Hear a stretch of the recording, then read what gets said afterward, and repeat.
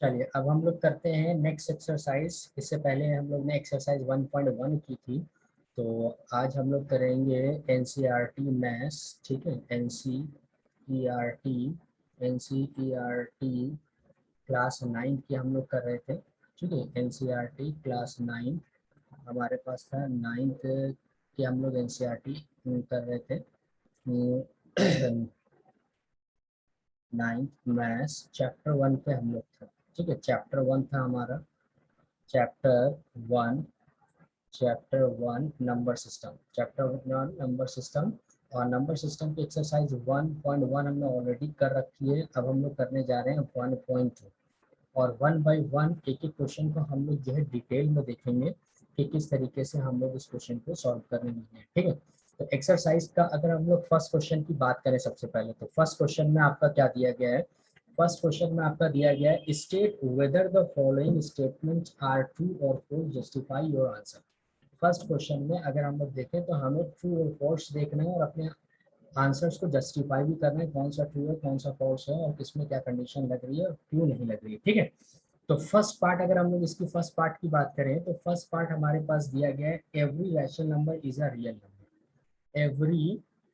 Every rational number, every rational every rational number is a real number, is a real number. ठीक है, is a real number कहा गया है यहाँ पर कह रहे हैं कि जो सारे रैशनल नंबर हैं वो सबके सब रियल नंबर होंगे। यस इट इज ट्रू, क्योंकि सारे के सारे जो नंबर्स होते हैं वो रैशनल नंबर्स होते हैं, वो रियल नंबर्स में ही आते हैं। ठीक है, तो हम कहेंगे collection of all real numbers is made up of rational and irrational number. ठीक है, जो रियल नंबर होता है, रियल नंबर्स दोनों ही के कलेक्शन से बनता है। ठीक है, जो रियल नंबर होता है हमारे पास, वो रियल नंबर किसके कलेक्शन से बनता है? ठीक है, रैशनल एंड इरेशनल नंबर्स के। ठीक है, तो हम यहाँ पर आंसर में सोल्यूशन में क्या लिखेंगे? यस, और एक स्टेटमेंट भी लिखेंगे।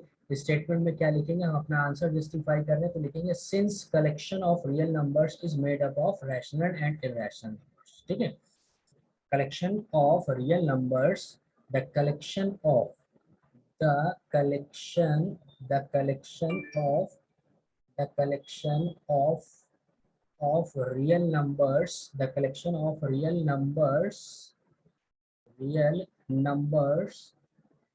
is made up of is made up of is made up of rational rational rational and irrational numbers, rationals and irrational numbers, rationals and irrational numbers। ठीक है, तो हम लोग देखेंगे हमारे पास ये रियल नंबर, तो रियल नंबर में क्या है हमारे पास? यहाँ पर हो गया रैशनल। ठीक है, यहाँ पर हो गया हमारे पास क्या? रैशनल, और ये दूसरा क्या हो जाएगा? ये दूसरा हो जाएगा हमारे पास इरेशनल। ठीक है, तो इन्हीं का जो कलेक्शन होता है पूरा का पूरा, वो क्या बनाता है? वो रियल नंबर बनता है। फिर इन्हीं में पूरे आ जाते हैं। ठीक है, नेचुरल, होल और इंटीजर्स वगैरह सारे चीजें। ठीक है, तो ये पहला हमारे पास पूछा गया था स्टेटमेंट कि ये ट्रू है कि नहीं है। तो पहले में क्या पूछा गया था? Every rational number is a real number, तो हम कहेंगे यस ट्रू है ये, क्योंकि कलेक्शन ऑफ रियल नंबर जो होता है made up of rational and irrational number. Second part की ओर चलते हैं। ठीक है, सेकंड पार्ट देखते हैं हम लोग कि सेकंड पार्ट में हमसे क्या पूछा जा रहा है। सेकंड पार्ट में हमारे पास दिया गया है, सेकंड पार्ट में क्या दिया गया है? कह रहे every point on the number line is of the form root m where m is a natural number. ठीक है, हमसे पूछा गया है कि एवरी पॉइंट, पूछा गया है every point on the number line, every point on the number line, point on the number line, on the number line, on the number line is of the form, is of the form, is of the form, is of the form root m. Root m form के होंगे जितने भी numbers होंगे number line पे, और कह रहे हैं कि जो एम है वो कैसा नंबर है? जो एम है वो आपको दिया गया है एक नेचुरल नंबर है, m belongs to capital N. ठीक है, तो ये स्टेटमेंट हमको बताना है क्या ये स्टेटमेंट ट्रू है कि नहीं ट्रू है, ये हमको बताना है। तो अब अगर हम लोग देखें यहाँ से इसके सोल्यूशन की बात करें, ये रही हमारे पास एक नंबर लाइन, एक लाइन हम लोग ले लेते हैं। ठीक है, अगर हम लोग देखें एक लाइन की बात करें तो ये हो गई हमारे पास एक लाइन।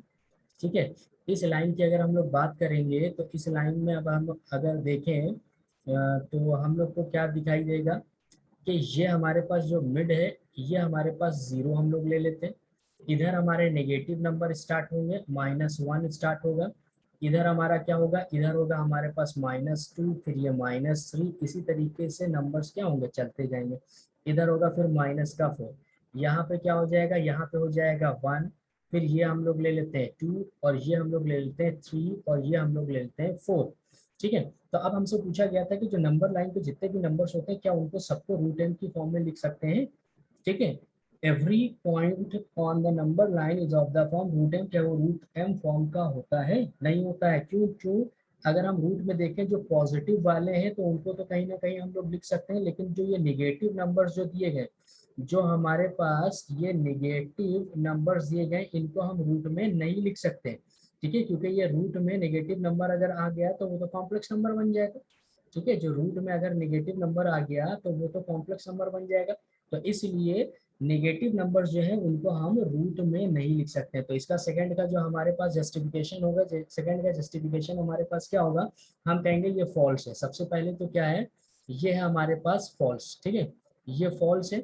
और इसका जो जस्टिफिकेशन हम देंगे वो हम क्या देंगे, वो हम देंगे कि because no negative number can be the square root of any natural number. No negative number, no negative, no negative number, no negative number can be, no negative number can be the square root, can be the square root, square square root of any natural number, of any natural number, any natural number। ठीक है, ये हमारा justification है। ठीक है, negative number जो होगा वो हमारे पास क्या होगा, नेचुरल नंबर तो होगा नहीं, और उसको तो हम रूट में लिख भी नहीं पाएंगे। तो इसीलिए ये हमारे पास क्या था, फॉल्स था। ठीक है, अब हम लोग देख लेते हैं थर्ड पार्ट हमारे पास क्या दिया गया इसका। इसका जो थर्ड पार्ट दिया गया है, थर्ड पार्ट हमारे पास हमसे पूछ रहे हैं कि थर्ड पार्ट में क्या है। थर्ड पार्ट में हमसे पूछ रहे हैं कि every real number is an irrational number. Every real number, हमसे क्वेश्चन में पूछा जा रहा है कि every real number, every real number is every real number is an irrational number, is an irrational number, is an irrational number। ठीक है, तो ये हमसे पूछा जा रहा है। अब हमको बताना है क्या ये ट्रू है कि फॉल्स है। ठीक है, तो हमको ये बताना है ये ट्रू फॉल्स है, ये फॉल्स होगा। ट्रू फॉल्स होगा, अभी हम लोग उसका रीजन भी देखते हैं कि ये फॉल्स क्यों होगा। अगर हम लोग देखें तो इसका रीजन भी हम लोग देखेंगे सबसे पहले कि ये फॉल्स क्यों है। ठीक है, ये फॉल्स क्यों है, तो ये वाला हमारे पास फॉल्स होगा। और क्यों फॉल्स होगा वो चीज़ हम लोग देख लेते हैं यहाँ पर। क्यों फॉल्स है ये चीज़ देख लेंगे। देखिए सिंपल सी चीज़ है कि every real number is an irrational number, ये हमको दिया गया। तो सारे के सारे रियल नंबर इरेशनल नहीं होते हैं। ठीक है, सारे के सारे रैशनल नंबर जो होते हैं, रियल नंबर होते हैं, वो इरेशनल नहीं होते। क्यों, क्योंकि इसके अंदर और भी तो आते हैं, रैशनल भी तो आते हैं नंबर। जैसे कि अगर हम कोई एक छोटा सा एग्जांपल ले लें, थ्री। थ्री एक जो है रियल नंबर है। ठीक है, एक एग्जांपल अगर हम लोग ले लें, ये थ्री, थ्री क्या है, ये थ्री तो आर को बिलोंग करेगा, मतलब ये क्या है, रियल नंबर है। ठीक है, थ्री तो एक रियल नंबर है, लेकिन ये इरेशनल नहीं है। थ्री रियल है लेकिन क्या है, but it is not an irrational number, but it is not, it is not an irrational number, not an irrational number। ठीक है, ये इरेशनल नहीं होगा। क्यों, क्योंकि ये तो रैशनल नंबर है। अभी हम लोग ने इस क्वेश्चन में देखा था कि रियल नंबर जो होता है वो कलेक्शन ऑफ रैशनल और इरेशनल होता है, तो खाली इरेशनल तो होता नहीं, उसके अंदर क्या होते हैं हमारे पास, रैशनल भी होते हैं। ठीक है, तो अगर हम देखें तो थ्री तो एक रियल नंबर है लेकिन ये इरेशनल नहीं है, तो इसलिए ये स्टेटमेंट भी हमारा क्या हो जाएगा, फॉल्स हो जाएगा। तो हमारे पास दो स्टेटमेंट ट्रू मिले हैं, ठीक है, हमारे पास दो सॉरी एक स्टेटमेंट ट्रू मिला है, कौन सा, ये फर्स्ट वाला हमको मिला है ट्रू। ठीक है, ये फर्स्ट वाला ट्रू मिला है, बाकी हमको ये दोनों के दोनों स्टेटमेंट्स क्या मिले हैं, फॉल्स मिले। तो ये था हमारे पास फर्स्ट क्वेश्चन। ठीक है, इसके बाद हम लोग क्या करेंगे, सेकंड क्वेश्चन देखेंगे, और सेकंड क्वेश्चन में हमसे पूछा गया है, are the square root of all positive integers irrational? If not, give an example of the square root of a number that is an irrational, that is a rational number. अब हमसे क्या कह रहे हैं, देखिए क्वेश्चन में, question में एक नया पेज ले लेते हैं और देखते हैं हम लोग से, हमसे क्वेश्चन में क्या कह रहे हैं। हमसे क्वेश्चन नंबर 2 में जो कह रहे हैं वो ये है कि are the square root of all positive integer irrational, क्या सभी पॉजिटिव इंटीजर का स्क्वायर रूट इरेशनल होता है? नहीं, बिल्कुल नहीं होता है। कुछ तो परफेक्ट स्क्वायर होते हैं जो कि रैशनल बन जाएंगे। ठीक है, कुछ तो परफेक्ट स्क्वायर होते हैं जो कि रैशनल बन जाएगा। अगर हम उसका सोल्यूशन देखें तो जैसे कि हमारे पास 4 है, ठीक है 4 है हमारे पास, फिर उसके बाद हमारे पास 9 हो जाएगा, फिर उसके बाद हमारे पास क्या हो जाएगा, 16 हो जाएगा, फिर हमारे पास 25 है।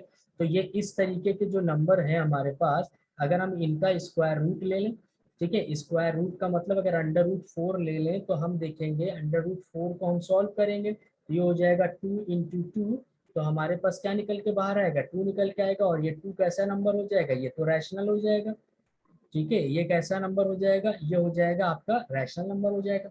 लेकिन क्वेश्चन में क्या पूछा गया था, क्वेश्चन में कह रहे हैं are the square root of all positive integer irrational, तो ये हमने पॉजिटिव इंटीजर्स लिया था। ठीक है, ये क्या लिया था हमने, पॉजिटिव इंटीजर लिया और उसका हमने स्क्वायर रूट लेके निकाला।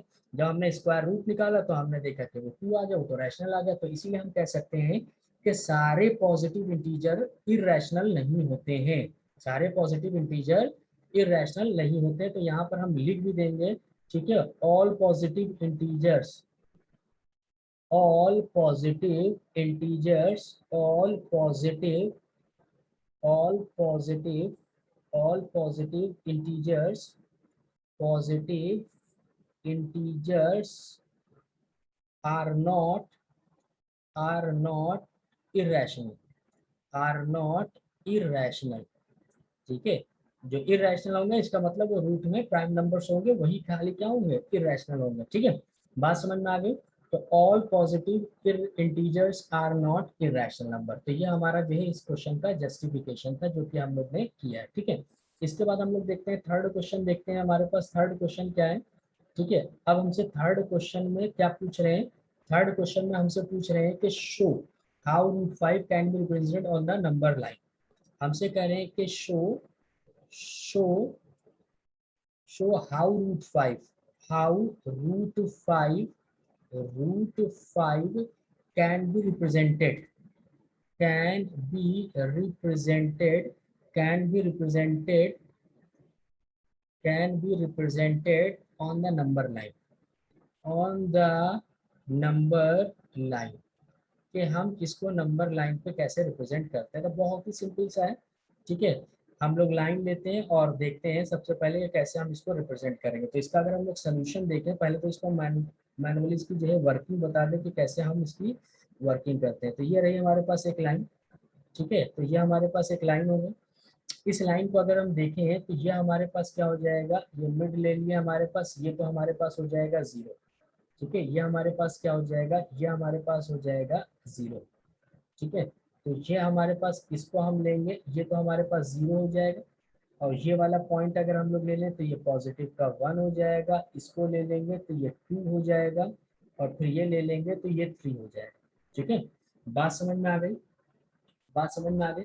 अब देखिए, अब जिसको भी रिप्रेजेंट करना होता है नंबर लाइन पे, ठीक है, जिसको भी रिप्रेजेंट करना होता है, मान लिया रूट 5 को अगर रिप्रेजेंट करना है एक जर्नल वे में अगर हम इसको बताएं, ठीक है, एक जर्नल वे में अगर हम इसको बताएं तो हम देखेंगे यहाँ पर कि अगर मान लिया आपको जो है रूट 5 को रिप्रेजेंट करना है यहाँ पर, तो हमको करना क्या होता है, कैसे पता करना होता है कि हमें कैसे रिप्रेजेंट करना है। तो हमारे पास ट्रिक ये होती है कि जो भी रूट एम होता है, ठीक है, मान लीजिए कि m कोई नंबर है जिसको हमें रिप्रेजेंट करना है, तो हम लोग क्या करते हैं, रूट में m-1 उसका कैलकुलेट कर लेते हैं। ठीक है, तो रूट 5 दिया गया है तो इसका मतलब 5-1, 5-1 अब हमारे पास कितना आ जाएगा, 5-1 हमारे पास आ जाएगा रूट 4, तो रूट 4 का मतलब 2। ठीक है, रूट 4 का मतलब 2, तो हम लोग यहाँ से यहाँ तक के क्या ले लेंगे, 2 यूनिट ले लेंगे। ठीक है, ये 0 से ले जा करके ये कितना हम लोग ले लेंगे, ये 2 ले लेंगे। ठीक है, ये 2 ले लेंगे। फिर इस 2 पर हम क्या करेंगे, यूनिट लेंथ का एक परपेंडिकुलर ड्रॉ करेंगे। यूनिट लेंथ का एक परपेंडिकुलर मतलब यहाँ पर 1 रहेगी इसकी वैल्यू। ठीक है, अब हम लोग पाइथागोरस अगर हम लोग लगा दें, इसकी वैल्यू हमारे पास ये 2 हो गई और ये 1 हो गई। इसको हम कुछ मार्क दे देते हैं, इसको हम O पॉइंट कह दे रहे हैं, इसको हम A पॉइंट कह दे रहे हैं और इसको हम B पॉइंट कह रहे हैं। और इसको अगर हम जो है ये ज्वाइन कर लें तो क्योंकि ये परपेंडिकुलर हमने ड्रॉ कर रखा तो ये 90 डिग्री का होगा। ठीक है, 90 डिग्री होगा। अगर हम लोग देखें तो ये हो जाएगा हमारे पास पाइथागोरस से OB square is equals to क्या हो जाएगा, OA square plus AB square plus AB square. ये हमारे पास क्या हो गई, ये हमारे पास हो गई पाइथागोरस थ्योरम। ठीक है, अब देखिए OB स्क्वायर तो हमको निकालना ही निकालना है। OB स्क्वायर अगर हमारे पास ये दिया गया है तो OA देख लेते हैं कितना है। OA हमारे पास दिया गया 2 तो ये हो गया 2 का स्क्वायर और AB हमारे पास दिया गया 1 तो ये हो गया 1 का स्क्वायर। ठीक है, तो ये हो जाएगा हमारे पास कितना, ये हो जाएगा हमारे पास 4 और ये हो जाएगा हमारे पास 1। तो हम लोग देखेंगे कि हमारे पास OB स्क्वायर की टोटल वैल्यू कितनी आ गई। OB स्क्वायर की वैल्यू आ गई हमारे पास कितनी, 5। और अब हम देखें तो OB की वैल्यू हमारे पास कितनी हो जाएगी, OB की वैल्यू हमारे पास हो जाएगी रूट में 5। ठीक है, तो ये हमको कितना मिल गया, ये हमको मिल गया √5। अब इसी को हम रेडियस लेकर के, इसी को हम रेडियस लेकर के क्या करेंगे, एक आर्क लगा देंगे तो ये 3 के बीच में आ जाएगी। ठीक है, 2 और 3 के बीच में आएगी तो जो ये रिप्रेजेंटेशन है यही कहलाएगा, ये क्या है, ये √5 का रिप्रेजेंटेशन। ठीक है, that is called the representation of √5। ठीक है, यही क्या कहलाएगा, यही कहलाएगा रिप्रेजेंटेशन।